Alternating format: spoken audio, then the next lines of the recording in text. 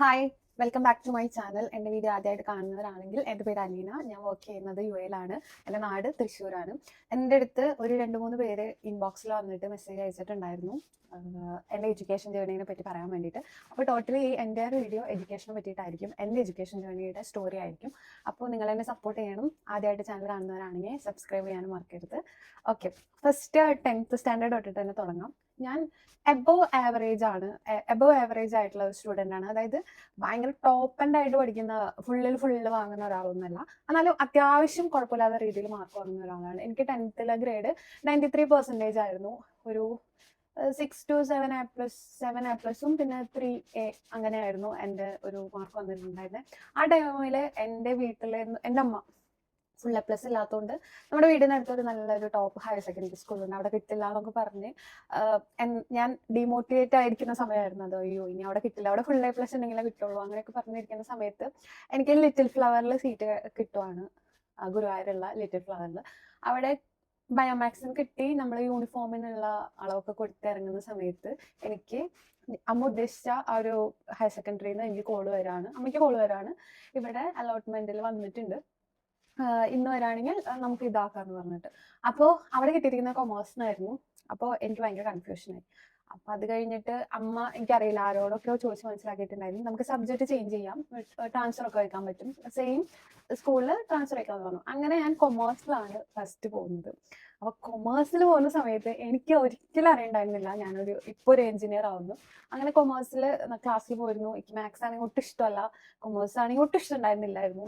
അങ്ങനെ ആ ഒരു സമയത്ത് നമ്മുടെ പ്രിൻസിപ്പാള് അങ്ങോട്ട് വന്ന് ചോദിച്ചു, ആർക്കെങ്കിലും ബയോമാക്സിലോട്ട് പോകണം എന്നുണ്ടെങ്കിൽ നമുക്ക് അവിടെ സീറ്റ് വാക്കൻസി ഉണ്ട്, നിങ്ങൾ മാറാൻ തോന്നും. അപ്പൊ എന്റെ സെയിം ക്ലാസ്സിൽ തന്നെ ഒരു കുട്ടിയും കൂടെ ഉണ്ടായിരുന്നു ബയോമാക്സ് ഇഷ്ടമുള്ളത്. അങ്ങനെ ഞങ്ങൾ രണ്ടുപേരെ എഴുന്നേറ്റുന്നു ആ ഒരു സമയത്ത്. അപ്പൊ ഞങ്ങളുടെ ക്ലാസ് ടീച്ചർ ചോദിച്ചു, ഇതെന്താ മുന്നേ പറയാതെ, ഞങ്ങൾക്ക് മാറണമെന്ന് പറഞ്ഞില്ലല്ലോ എന്നൊക്കെ പറഞ്ഞു. പക്ഷെ ഞാൻ ആ സമയത്ത് എഴുന്നേറ്റു, കാരണം എൻ്റെ അമ്മയ്ക്ക് ഇഷ്ടം ബയോമാക്സ് ആയിരുന്നു. എനിക്ക് ആ സമയത്ത് ഒരു ഇഷ്ടം ഉണ്ടായിരുന്നില്ല, ഏതെടുക്കുക, എന്തെടുത്താലാ എന്താവാന്നൊന്നും ആരും ആ പറയുന്ന ഒരു ടൈമിൽ ആരും പറഞ്ഞു തരില്ലായിരുന്നു. എൻ്റെ ചേച്ചി BC ആണ് പഠിച്ചത്.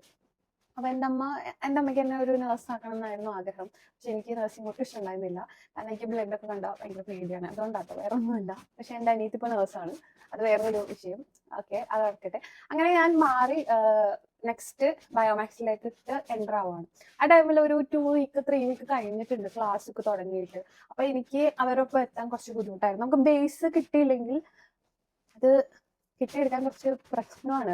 അത് എൻ്റെ ഒരു എക്സ്പീരിയൻസ് ആണ് ഞാൻ പറയുന്നത്. നമുക്ക് ബേസ് ആയിട്ട് ഓരോ കാര്യങ്ങൾ പറ പഠിക്കുന്നതിന് മുന്നേ അപ്പുറത്ത് പോയിട്ട് നമ്മൾ മരം കടുവ എന്നൊക്കെ പഠിച്ചു കഴിഞ്ഞാൽ ആ ഒരു ഡിഫറൻസ്, അതാണ് ഞാൻ ഉദ്ദേശിച്ചത്.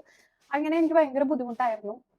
പിന്നെ മലയാളം മീഡിയത്തിൽ പഠിച്ചു വന്നുകൊണ്ട് തന്നെ എനിക്ക് അവിടെ എല്ലാ സബ്ജക്റ്റും ഇംഗ്ലീഷിലാണല്ലോ. പിന്നെ സെക്കൻഡ് ലാംഗ്വേജ് ഏതാ വേണ്ടത് ചോദിച്ചു. ആ സമയത്തും ഞാൻ അമ്മയുടെ അടുത്താണ് ചോദിക്കുന്നത്. അപ്പൊ അമ്മ പറഞ്ഞു, ഹിന്ദി എടുത്തോ, മലയാളം വേണ്ട, ഹിന്ദി എടുത്തോ എന്ന് പറഞ്ഞു. ഓക്കെ, നമുക്കറിയില്ല, നമുക്ക് ആരും ഗൈഡ് ചെയ്യാനൊന്നും ആ ടൈമിൽ ഉണ്ടായിരുന്നില്ല. അങ്ങനെ ഞാൻ ഹിന്ദി എടുത്തു. +1 3 സബ്ജക്റ്റിൽ പൊട്ടിയെന്ന് തോന്നുന്നുണ്ട്. ഫിസിക്സ്, കെമിസ്ട്രി, പിന്നെ എന്താ വേറൊരെണ്ണം ഉണ്ടായിരുന്നു, ഫിസിക്സ്, കെമിസ്ട്രി, ബയോളജി. ഞാൻ പൊട്ടി. അങ്ങനെ ഞാൻ പൊട്ടി എന്ന് പറഞ്ഞാൽ ആകെ 3-4 സബ്ജക്റ്റ് ഉള്ളു, അതിൽ ഞാൻ പൊട്ടി. പക്ഷെ ഹിന്ദിയിലേക്ക് ഫുൾ ഉണ്ടായിരുന്നു. അപ്പോൾ അവിടെ ഫുൾ A+ ഇങ്ങനെ ഉണ്ടല്ലോ, ഫുള്ള് 1200 കിട്ടാൻ ആഗ്രഹിച്ച് വരുന്ന കുറച്ച് പഠിപ്പികളായ കുട്ടികൾ എൻ്റെ അടുത്ത് പറഞ്ഞു, നിനക്ക് എങ്ങനെ ഹിന്ദിയിൽ കിട്ടി? അവർക്ക് എന്തോ 1 മാർക്കോ 2 മാർക്കോ കുറഞ്ഞു. അപ്പൊ അവര് വീണ്ടും അത് എഴുതുവാണ്. ആ ഒരു ഇത് നമുക്ക് അങ്ങനത്തെ ഒരു ഓപ്ഷൻ ഒക്കെ ഉണ്ടായിരുന്നല്ലോ. ഞാനിവിടെ ജയിക്കാൻ വേണ്ടി എഴുതുമ്പോൾ അവര് മാർക്ക് ഫുള്ളാക്കാൻ വേണ്ടി എഴുതാം. അപ്പൊ ഞാൻ ഇതൊക്കെ അനലൈസ് ചെയ്തു. പിന്നെ എനിക്ക് ആ ഒരു സ്കൂളേ ഇഷ്ടമുണ്ടായിരുന്നില്ല. ഞാൻ എൻ്റെ വീട്ടിൽ പറയും അവിടെ പോകണ്ട. കാരണം അതിനെ കുറ്റല്ല, മേ ബി എനിക്ക് ഫസ്റ്റ് ടൈമില് ഞാൻ പുതിയതായിട്ട് അങ്ങോട്ട് മാറേണ്ട പ്രശ്നമൊക്കെ ആയിരുന്നു തോന്നുന്നു. എനിക്ക് +2 വളരെയധികം മാർക്ക് കുറവായിരുന്നു. ബിലോ 70% താഴെ ഉണ്ടായിരുന്നുള്ളൂ. അപ്പൊ ഇനി എന്ത് ചെയ്യുന്ന ആലോചിച്ചിരിക്കുന്ന ഞാൻ ഭയങ്കരമായിട്ട് വിഷമിച്ചു. അയ്യോ, ഇനി എന്ത് ചെയ്യാം? എനിക്ക് 10th ഞാൻ ഓട്ടോഗ്രാഫിൽ എഴുതി കൊടുത്തിരുന്നത് എനിക്ക് ഒരു എഞ്ചിനീയർ ആവുന്നായിരുന്നു. എഞ്ചിനീയറിംഗ് എന്തോ ഒരു മൂവി കണ്ടിട്ട് എഴുതിയതാണ്. എന്താണ് ആ സംഭവം എന്നൊന്നും എനിക്ക് അന്ന് ആരും പറഞ്ഞുതരാണ്ടായിരുന്നില്ല. സോ അങ്ങനെ ഞാൻ എന്താ പറയാ, എന്ത് ചെയ്യും, മാർക്ക് ലിസ്റ്റ് വെച്ചിരിക്കുവാണ്. എഞ്ചിനീയറും ഡോക്ടർ ആവാൻ പറ്റുന്നത് ഫുൾ A+ കിട്ടിയാലാന്നുള്ള എൻ്റെ ഒരു തെറ്റിദ്ധാരണ മാറ്റിയത് എൻ്റെ ലൈഫ് തന്നെയായിരുന്നു. ഞാൻ ഇരിക്കുന്ന സമയത്താണ് എനിക്ക് എറണാകുളം ആലുവയിൽ എനിക്കൊരു കോൾ വരുന്നത്, കോളേജിൽ നിങ്ങൾ നോക്കുന്നുണ്ടെങ്കിൽ ഇവിടെ എത്ര കൂടെ ട്യൂഷൻ ഫീ കുറവാണ്.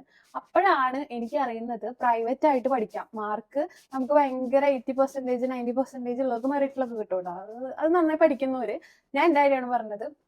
അങ്ങനെ ഞാൻ ഞാനും അമ്മയും കൂടെ അങ്ങോട്ട് പോവാണ്. അപ്പൊ പപ്പ പറഞ്ഞു ഇതിനൊന്നും അവിടെ കേറ്റില്ല, ഇതൊന്നും അവിടെ സീറ്റ് കിട്ടാൻ ഒരു ചാൻസും ഇല്ല എന്ന് പറഞ്ഞ സമയമായിരുന്നു. അങ്ങനെ ഞങ്ങൾ അവിടെ പോയ സമയത്ത് സൈഡില് കുറച്ച് സീനിയേഴ്സ് ഒക്കെ നിൽക്കുന്നുണ്ടായിരുന്നു, രണ്ട് സൈഡിൽ. അയ്യോ മോളെ വരല്ലേ വരല്ലേ. അപ്പൊ ഞാൻ അങ്ങോട്ട് പറഞ്ഞു ഇത് നന്നായി പഠിപ്പിക്കുന്ന കോളേജ് ആയിരിക്കും, അതുകൊണ്ടായിരിക്കാം അവരങ്ങനെ പറയുന്നതെന്ന് പറഞ്ഞു. ഞങ്ങൾ പോയി. എനിക്ക് ഹോസ്റ്റൽ ആ ടൈമിൽ ഫ്രീ ആയിട്ട് തന്നു. ബിക്കോസ് അതിന് മെയിൻ റീസൺ എന്ന് പറഞ്ഞിട്ടുണ്ടെങ്കിൽ ആ കോളേജിലെ കുട്ടികൾ വളരെ കുറവായിരുന്നു.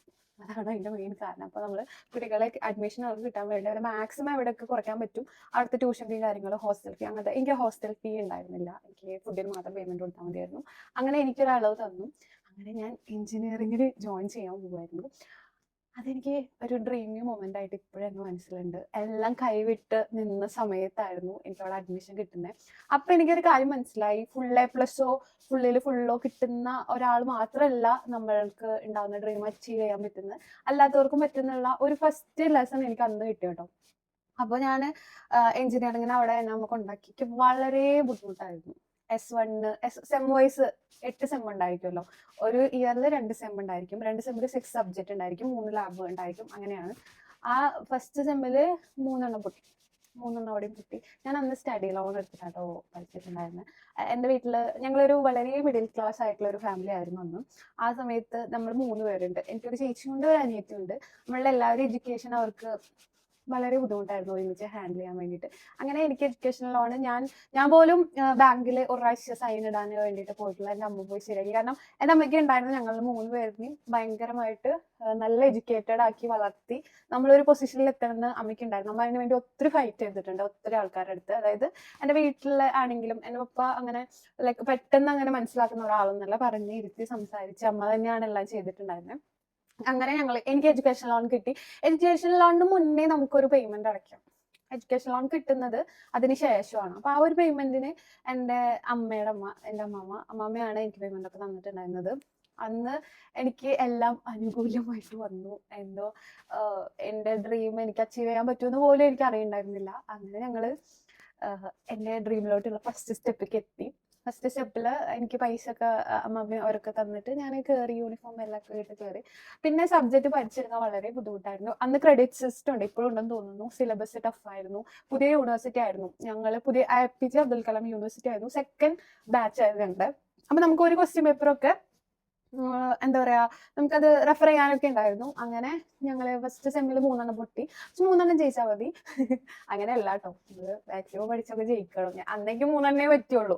Maths, physics, chemistry. എനിക്കത് പറ്റൂല, എനിക്കറിയില്ല. ഞാൻ കമ്പ്യൂട്ടർ സയൻസ് ആണ് എടുത്തിട്ടുണ്ടായിരുന്നു, അത് പറയാൻ പറഞ്ഞു. ഞാൻ കമ്പ്യൂട്ടർ സയൻസ് ആയിരുന്നു എന്റെ സബ്ജക്ട് എടുത്തിട്ടുണ്ടായിരുന്നത്.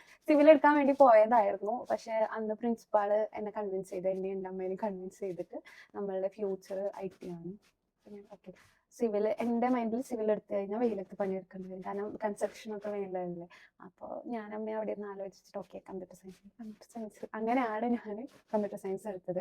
അതെൻ്റെ ഏറ്റവും വലിയ നല്ല തീരുമാനമാണെന്ന് എനിക്കിപ്പോൾ പറയാൻ പറ്റും. അപ്പം ഞാൻ അത് വഴിയെ പറയാം അതെന്താണ് പറഞ്ഞത്. അത് കഴിഞ്ഞിട്ട് സെക്കൻഡ് സെം ആയി. അപ്പോൾ നമുക്ക് ക്രെഡിറ്റ് സിസ്റ്റം ഉണ്ട്, 35 ക്രെഡിറ്റ് അങ്ങോട്ട് വേണം. ഒരു സബ്ജക്റ്റിന് 4 ക്രെഡിറ്റ് ആണ്. അങ്ങനെ അത്രയും സബ്ജക്ട് പാസ്സാവണം. ശരിക്കും പറഞ്ഞാൽ ഒരു 3-4 സബ്ജക്റ്റ് പൊട്ടാൻ പാടുള്ളൂ. 12 എണ്ണത്തിൽ ഒരു 8 പാസ്സാവണം. അങ്ങനെ എന്തോ ആണ്, എനിക്ക് കറക്റ്റ് ആയിട്ട് നോക്കിയിട്ടാണ് ഞാൻ പിന്നെ പറഞ്ഞുതരാം. അങ്ങനെയാണ്. അങ്ങനെ കഷ്ടിച്ചിട്ട് ആ ക്രെഡിറ്റ് ഉണ്ടായി. സെക്കൻഡ് സെമ്മിലോട്ട് പോയി. സെക്കൻഡ് സെമ്മിലും പൊട്ടൽ കൂടി, കാരണം എനിക്ക് അവിടെ പഠിപ്പിക്കുന്നത് എന്താണെന്ന് മനസ്സിലാവുന്നില്ല. അപ്പൊ ഞാൻ പഠിക്കുന്ന രീതി ആയിരിക്കാം എന്ന് ഞാൻ വീട്ടിൽ പറഞ്ഞു. പിന്നെ റീവാലുവേഷന് 600 അങ്ങോട്ടായിരുന്നു. ആ ഒരു എമൗണ്ട് എനിക്ക് ചിലത് ജയിക്കുന്ന ഉറപ്പൊക്കെ ഉണ്ട്, ഞാൻ വീട്ടിൽ വിളിച്ച് പറയാറുണ്ട്. അപ്പൊ 600 ഓക്കെ നമുക്ക് നോക്കാം, ഇനി എന്താ ചെയ്യാ, നമുക്ക് അടുത്ത പ്രാവശ്യം അങ്ങനെ ചെയ്യാന്നൊക്കെ പറഞ്ഞ് എന്നെ അമ്മ ആശ്വസിപ്പിക്കും. പെട്ടെന്ന് വീട്ടിൽ നിന്ന് മാറി നിന്നുകൊണ്ട് തന്നെ അതെന്നെ നന്നായി എഫക്ട് ചെയ്തിട്ടുണ്ടായിരുന്നു. ഞാൻ എല്ലാത്തിനും അമ്മേനെ ഡിപ്പെൻഡ് ചെയ്ത് നടക്കുന്ന ഒരാളായിരുന്നു. അങ്ങനെ ആ ഒരു സമയം അതോ ആയിരിക്കാം എനിക്കറിയില്ല, ഒരു ഭയങ്കര വിഷമവും പഠിക്കാൻ പറ്റാതൊക്കെ ഉണ്ടായിരുന്നു. നമ്മൾ വേറെ സിലബസ് നമ്മൾ സാധാ പഠിച്ച പോലെ അല്ലല്ലോ എഞ്ചിനീയറിംഗ് ഒക്കെ. ഒത്തിരി ഡിഫിക്കൽട്ടായിട്ട് എനിക്ക് തോന്നിയിട്ടുണ്ടായിരുന്നു അന്ന് ട്യൂഷൻ അവിടെയുള്ള ഹോസ്റ്റലിലുള്ള പിള്ളേരും അല്ലാത്തവരൊക്കെ ട്യൂഷന് പോകുന്നുണ്ടായിരുന്നു, കുറച്ച് പേരൊക്കെ. അപ്പൊ ആ സമയത്ത് എനിക്ക് വീട്ടുകാരെ ബുദ്ധിമുട്ടിപ്പിക്കണ്ട, അങ്ങനെ പോയിട്ട് ഇതാക്കണ്ടെന്ന് പറഞ്ഞു. അതിനുശേഷം പിന്നെ ഞാന് പഠിക്കുന്ന രീതി ഒന്ന് ചേഞ്ച് ചെയ്തു. അന്ന് യൂട്യൂബിലൊക്കെ ക്ലാസ്സസ് ഇടും. ഈ IIT-യിൽ പഠിക്കുന്നവർക്ക് വേണ്ടിയിട്ട് അവിടുത്തെ പ്രൊഫസേഴ്സ് ഒക്കെ ഒരു ടോപ്പിക് വെച്ചിട്ട് ക്ലാസ് ഇടാറുണ്ട്. നമുക്ക് ഒരു സിലബസ് തരും, അത് നോക്കി പഠിച്ചോളാൻ പറയും. 3 ലൈബ്രറി കാർഡ് ഉണ്ടായിരിക്കും, നമുക്കുള്ളത് 6 സബ്ജക്റ്റ് ആണ്. നമുക്ക് ഈ 3 ലൈബ്രറി കാർഡ് വെച്ച് 3 ബുക്ക് എടുക്കാൻ പറ്റുള്ളൂ. പിന്നെ റിട്ടേൺ അങ്ങനെയൊക്കെ മാറ്റിയെടുക്കണം. ആ ഒരു ബുക്ക് എന്ന് പറഞ്ഞാൽ കുറേ അധികം ഒന്നും നമ്മുടെ കോളേജിൽ ഉണ്ടാവാറില്ല, കുറച്ചേ ഉണ്ടായിരിക്കുള്ളൂ. അപ്പൊ അതൊക്കെ കുറച്ച് ബുദ്ധിമുട്ടായിരുന്നു.